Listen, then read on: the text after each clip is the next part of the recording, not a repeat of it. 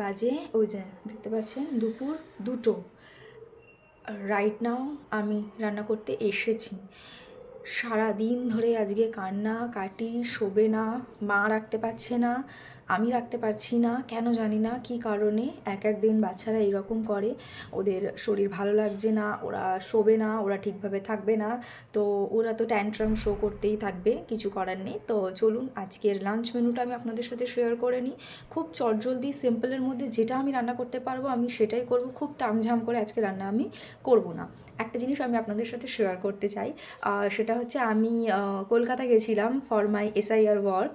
তো ওখানে গিয়ে আমি একটা জিনিস পরে এসেছি, আমার অনেক দিনের ইচ্ছা ছিল, সেটা হচ্ছে আমি একটা শাঁখা পরে এসেছি। আমি এই রিসেন্ট সামনেই ঘুরতে যাব। আমি জানি না আপনারা ডিজাইনটা ঠিকমতো দেখতে পাচ্ছেন কি না, বাট আমি ক্লোজে আমি আপনাদেরকে দেখানোর চেষ্টা করি। এটা হচ্ছে একদম এইরকম পুরো শাঁখাটার মধ্যে মাছ মাছ ডিজাইন আছে। তো আগে কিচেনটা একটুখানি রিসেট করে নিই। সকালের যে ব্রেকফাস্টটা হয়েছিল, টিফিনটা, সেগুলো সব কিছু সরিয়ে টরিয়ে নিয়ে এবার আজকে রান্না হবে চুনো মাছ। তো পুঁটি আর মোরলা মাছ মিশানো রয়েছে। এই মাছগুলো খেতে এত ভালো লাগে, কিন্তু এগুলো বাছতে ধুতে এত কষ্ট। থ্যাঙ্কস টু মাই মাম। আমার মা যদি না থাকতো তাহলে আর এগুলো আমি খেয়ে উঠতে পারতাম না। তো মাছটা আমি একদম সিম্পলি পেঁয়াজ দিয়ে, কালো জিরে ফোড়ন দিয়ে আর টমেটো কাঁচা লঙ্কা দিয়ে ঝাল করব। আর যে রেগুলার মশলাগুলো দেয়, জিরে গুঁড়ো, হলুদ গুঁড়ো, লঙ্কা গুঁড়ো, নুন, ব্যাস এটুকুই। এর বেশি আর কিচ্ছু হবে না। এই মাছটা আপনারা এইভাবে একবার বানিয়ে খেয়ে দেখতে পারেন, ভীষণ ভালো স্বাদ হয়। আর আমি ছোটো থেকেই নানান রকম মাছ খেয়ে অভ্যস্ত, তাই জন্য আমি একরকম মাছ খেতে পারি না। তো এখানে চাল ধোয়া জলটাকে স্টোর করছি। আমি এই চাল ধোয়া জল, ডাল ধোয়া জল, সবজি ধোয়া জল, এগুলোকে আমি গাছে দিই, তাই জন্য প্রত্যেকটা জিনিসকে আমি স্টোর করে করে জলগুলোকে 2 দিন 3 দিন ধরে রাখি। তো ভাত হয়ে গেছে, এদিকে মাছের ঝালও হয়ে গেছে, চুনো মাছগুলো দিয়ে দেবো।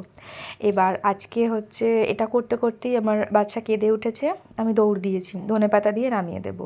তো চচ্চড়িটা পরে মা করেছে। তো আমার ঘরে প্রচণ্ড ভেজিস খাওয়া হয়, আমার হাজব্যান্ড খুব ভেজিস খেতে ভালোবাসে।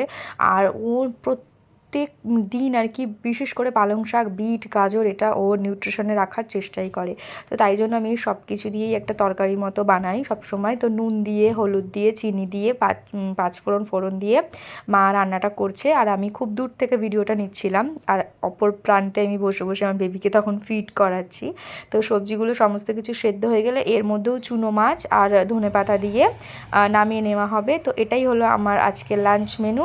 যদি ভালো লাগে লাইক করে দেবেন। দেখা হবে পরবর্তী একটি ভিডিওতে। টাটা।